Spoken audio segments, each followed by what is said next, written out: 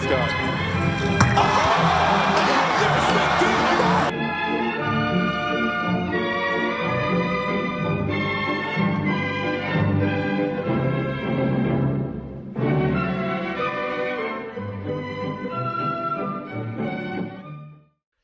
Bonjour à tous, vous êtes au comptoir à mauvaise foi de QBA Sports.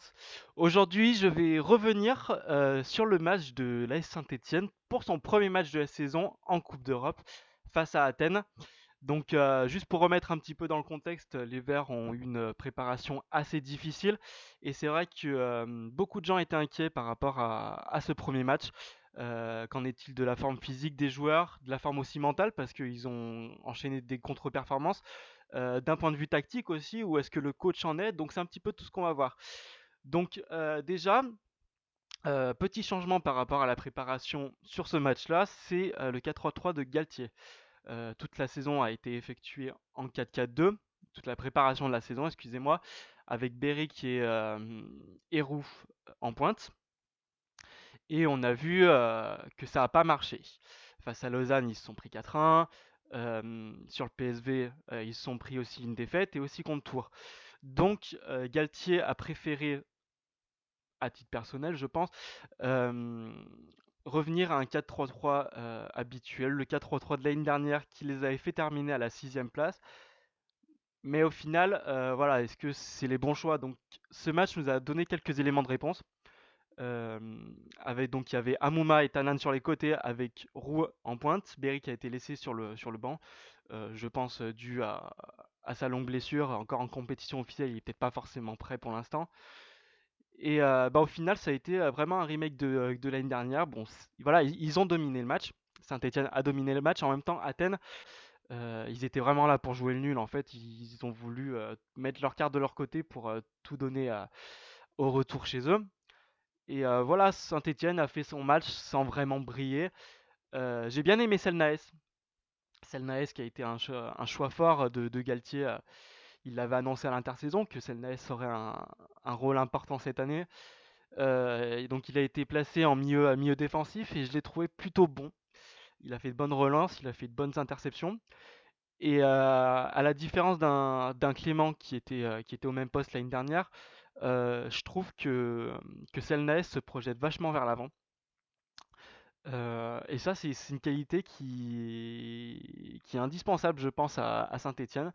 L'année dernière, ils avaient un peu trop souvent tendance à reculer, même s'ils l'ont fait aujourd'hui, hein, je dis pas le contraire. Mais voilà, Selnaes m'a beaucoup plu.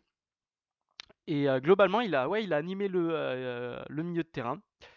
Saint-Étienne a gardé pas mal le ballon et il y est pour quelque chose. Contrario d'un Lemoine, on le sent vraiment abouti. Enfin, moi, personnellement, je l'ai trouvé un peu en dessous de ses coéquipiers, en dessous de ce qu'il peut faire d'habitude.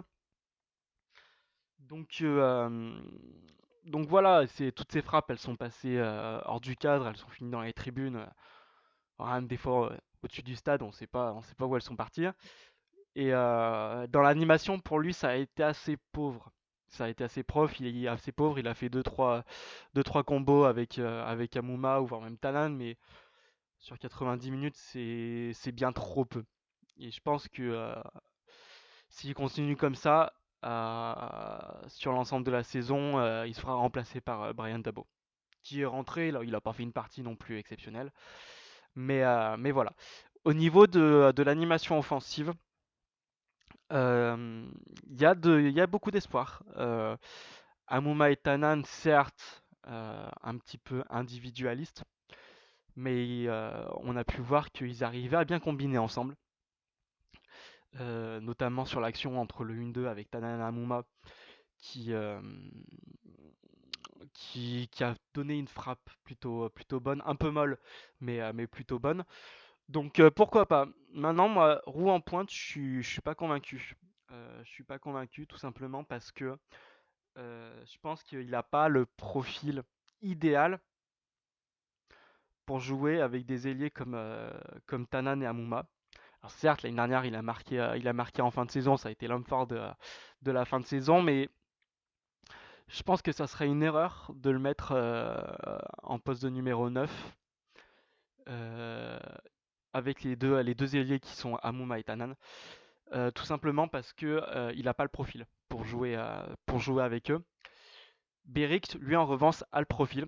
Parce que quand on a des ailiers comme ça qui sont virevoltants, qui rentrent dans l'axe, qui jouent sur leur côté, ils sont vraiment polyvalents, ils combinent, ils vont au but, ils remisent, etc. Beric a plus le rôle d'attaquant remiseur. J'entends par là, c'est un mec qui sert de vrai point de fixation et qui sait très bien remettre la balle. Et donc du coup, en fait, pour des ailiers comme Amouma Otanan, c'est vraiment un point qui leur permet de rentrer dans l'axe facilement, de dégager aussi de l'espace parce que Beric, avec son physique, il attire les défenseurs. Et on l'a vu d'ailleurs quand il est rentré, Beric a vraiment fait la différence en fait. De par son jeu de corps, il a été impérial et c'est ce qui a amené notamment ce fameux déboulé d'Amouma en fin de match contre Athènes où voilà, Beric il lui remet une talonnade somptueuse. Donc pour moi l'erreur de Galtier elle est là-dessus sur ce match. La première erreur elle est là-dessus. Il aurait dû mettre Beric en pointe. Alors après, problème physique, est-ce qu'il se sentait pas prêt? Ça c'est tous des problèmes en interne, on le sait pas encore. Mais, euh, mais voilà, sinon dans l'ensemble, Saint-Étienne a réussi une partie correcte.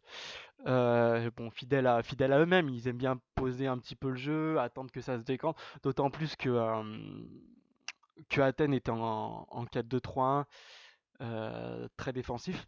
Ils ont fait bloc derrière, donc c'est vrai que ça a été assez compliqué pour contourner un petit peu la défense pour Saint-Étienne. Mais dans l'ensemble, ça va, ils s'en sont pas trop mal sortis. En défense, ils ont tenu le coup. Euh, Poloma, Poloma, qui est souvent critiqué, a fait une partie correcte sans être non plus excellent.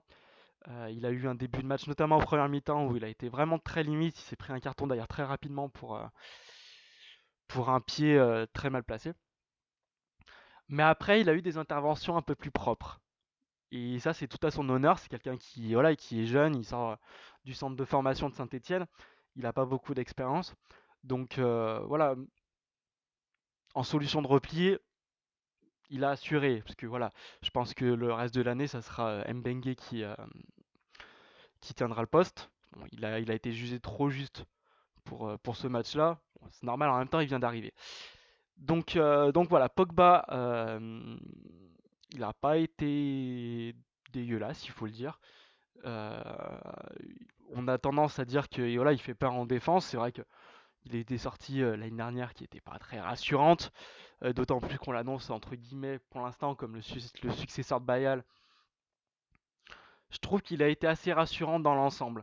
Sur ce match-là, Saint-Etienne n'a pas pris de but, Perrin a été là aussi, Perrin impérial, il faut le souligner. Ruffier, bon, il n'a pas eu grand-chose à faire. Euh, Kevin Toffil Catherine, je l'ai bien aimé.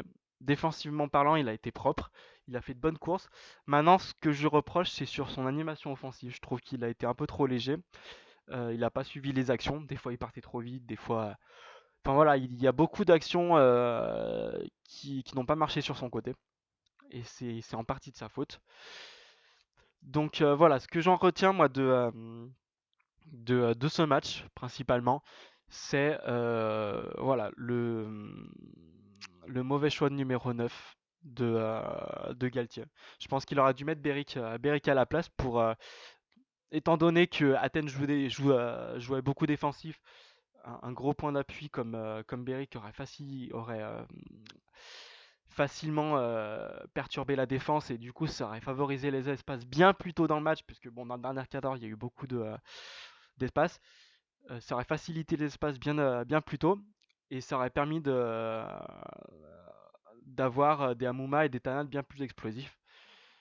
Donc je pense que ça a été la première erreur. La deuxième erreur, c'est d'avoir mis le moine. Le moine qui est vraiment dans la continuité de la fin de saison de l'année dernière, c'est-à-dire que voilà, il est pas vraiment dedans. On le sent vraiment émoussé et je pense qu'il souffre aussi un petit peu de la grosse préparation que Saint-Etienne a eu. Mais bon, c'est pas, faut pas s'en servir d'excuse. Et voilà. Et aussi son choix tactique. Choix tactique, pourquoi? Tout simplement parce que je persiste à dire que le 4-4-2 peut être la meilleure solution. 4-4-2, tout simplement parce que on a l'effectif pour. Certes, ça n'a pas fonctionné en match amicaux, mais forcément, c'est une nouvelle formule. Saint-Etienne, ça fait des années qu'ils jouent en 4-3-3, il y a les repères. Les joueurs, ça fait longtemps qu'ils sont aussi dans l'équipe. Mais à côté de ça, le 4-4-2, ça a l'avantage d'être adéquate à l'effectif qu'on a, à l'effectif que Saint-Etienne a. Et justement, je trouve ça dommage d'avoir fait 5 semaines de préparation en 4-4-2 pour au final, par derrière, bah, l'abandonner et repartir sur un 4-3-3. Il faut justement, faut pas lâcher l'affaire et je pense que ça terminera par payer avec Tanan, Amouma, Roux et Beric devant. Ça peut vraiment donner quelque chose de bien en mettant Dabo et Selnaes dans le milieu. euh, Ça peut donner vraiment quelque chose de pas mal et je pense qu'il aurait dû continuer à mettre ce 4-4-2 contre Athènes.